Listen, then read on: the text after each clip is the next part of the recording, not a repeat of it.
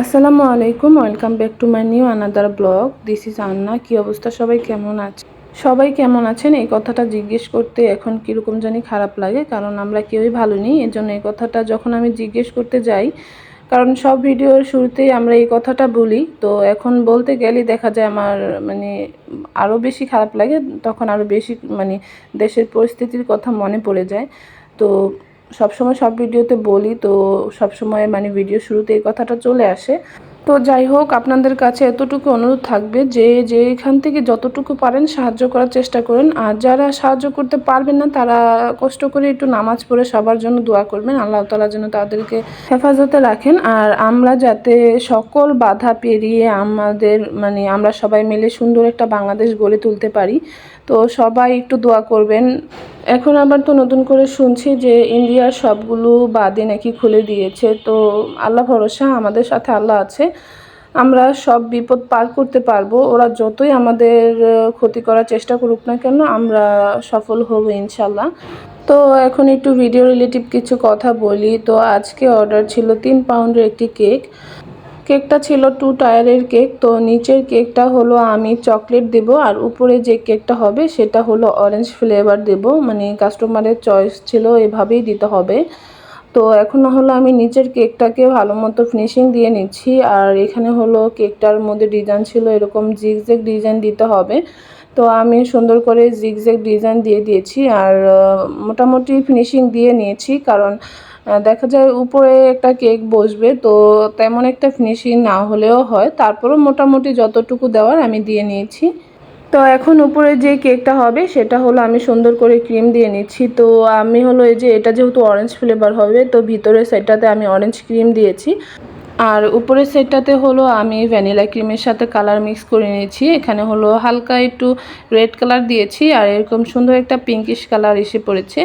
তো আজকের কেকটা হবে 2টা কালারের, হোয়াইট আর হলো পিঙ্ক কালার। তো আমি হোয়াইট কালার হলো নিচের যে কেকটা, যেহেতু 2 টায়ার, তো নিচের যে কেকটা তো সেটা হলো আমি হোয়াইট কালার করেছি, আর এখানে হলো উপরের যে কেকটা তো সেটা হলো আমি পিঙ্ক কালার করেছি। তো এখন হলো এটাকে ভালো মতো ফিনিশিং করে নিচ্ছি। তো কেকটা যেহেতু আমি সকালে বানাচ্ছিলাম, তো দেখেন আয়নের বাবা হলো এখানে নাস্তা নিয়ে আসছে। যেহেতু সকাল থেকে আমি কেক বানানো শুরু করেছি, তো আজকে হলো আমি তেমন একটা নাস্তা বানাতে পারবো না। সকালে তেমন একটা নাস্তা খাই না। আয়ান যেহেতু বাসায়, আয়ানের মাদ্রাসা বন্ধ, তো ওর জন্য হলো নাস্তাটা আনা হয়েছে।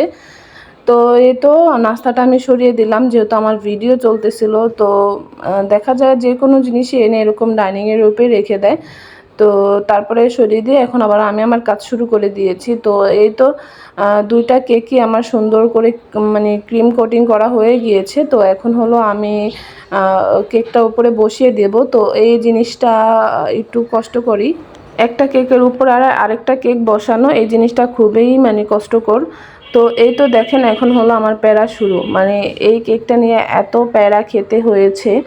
তো এই যে দেখেন একটা স্টিকার বসাতে হবে, কেকের উপরে স্টিকার বসাতে হবে। যে কেকের অর্ডারটা দিয়েছে, তো সে হলো বলেছে এই ছবিটা বসাতে হবে, তবে ছবিটা হলো আমি যাতে অনলাইনে কোনো জায়গায় পোস্ট করি যদি, তাহলে এটাকে মুখটা ঢেকে দিতে হবে।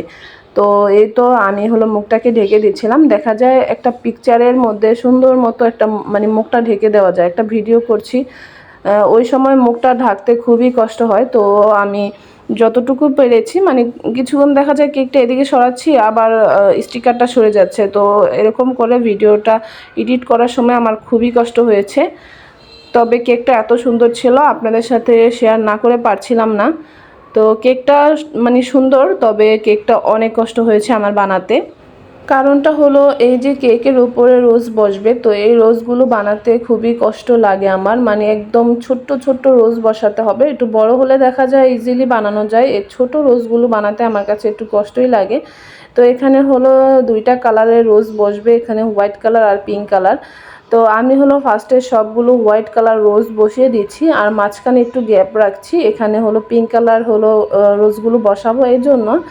তো আমার কাছে যেহেতু একটা রোজ নজেল ছিল, 2টা আছে, তবে একটা হলো বড় আর একটা হলো ছোট। তো আমি যেহেতু ছোটটা দিয়ে কাজ করতেছিলাম, তো ছোট রোজ মানে রোজ নজেল হলো আমার একটা, তো এজন্যই আমি আগে হলো এই সাদা রোজগুলো বানিয়ে নিচ্ছি, এরপরে হলো আমি পিঙ্ক কালার রোজগুলো বানাবো।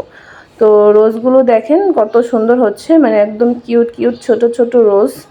আর কেকটার ফাইনাল লুকটা এত সুন্দর হবে আমি ভাবতেও পারিনি, আমার অনেক ভালো লেগেছে।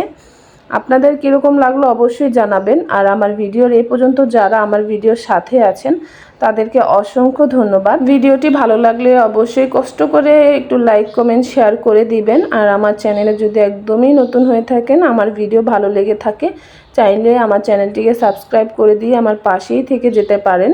আর চ্যানেলটিকে সাবস্ক্রাইব করে দিয়ে পাশের বেল বাটনের অল অপশনটি প্রেস করে দিবেন, যাতে আমি ভিডিও ছাড়ার সাথে সাথে আপনাদের কাছে নোটিফিকেশন চলে যায়। তো এই তো দেখেন আমি কেকটা কত কষ্ট করে বানাচ্ছিলাম, আর যেমন কেকটা বানাতে গিয়ে কষ্ট হয়েছে তেমন হলো আমার এডিট করতে গিয়ে কষ্ট হয়েছে। তারপরও সব কিছু মিলিয়ে মানে লাস্টে যে কেকের ফাইনাল লুকটা সেটা দেখে আমার সব কষ্ট মানে একদম শান্তি হয়ে গিয়েছে, মানে আর কোনো কষ্টই লাগে না। যখন একটা কেক বানাই সেটা আমার মনের মতো হয়, তো তখন দেখা যায় আমার সব কষ্টই আমার চলে যায়, তখন আর কষ্ট মনে হয় না। তো যেহেতু কাস্টমারের মানে বলা ছিল তার ছবিটা মানে অনলাইনে দেওয়া যাবে না, তো সেটাই আমি সবসময় মানে শুনি আর কি। যদি কাস্টমার নাও বলে আমি তাকে জিজ্ঞেস করি যে আপু আপনার কেকের ছবি কি অনলাইনে দেওয়া যাবে। তো উনি যদি বলে হ্যাঁ তাহলে আমি দেই, না বললে হলো এরকম স্টিকার লাগিয়ে তারপরে দেই, কারণ যার যার একটা পার্সোনাল ব্যাপার আছে, তো সবার অনুমতি ছাড়া তো আর মানে কারো অনুমতি ছাড়া তো আর কারো ছবি ছেড়ে দেওয়া যায় না, সেটা তো ঠিক না। তো যাই হোক, এই তো আমার কেকটা প্রায় হয়ে গিয়েছে। তো এখন হলো কিছু সুইট বল দিয়ে দিচ্ছি। এরপরে হলো আমি অফ ক্যামেরায় হলো নামটা লিখে নিব, মানে যে নামটা লিখতে বলেছিল। তো এটা যেহেতু একটা অ্যানিভার্সারি থিম কেক, তো অ্যানিভার্সারি মানে লিখে আর হলো সাথে নামটা লিখতে হবে। তো নাম অবশ্য লিখতে দেয়নি, তো নামের 2টা অক্ষর দিয়েছিল, সেই 2টা লিখে আমি সুন্দর করে আবার বসিয়ে দেব।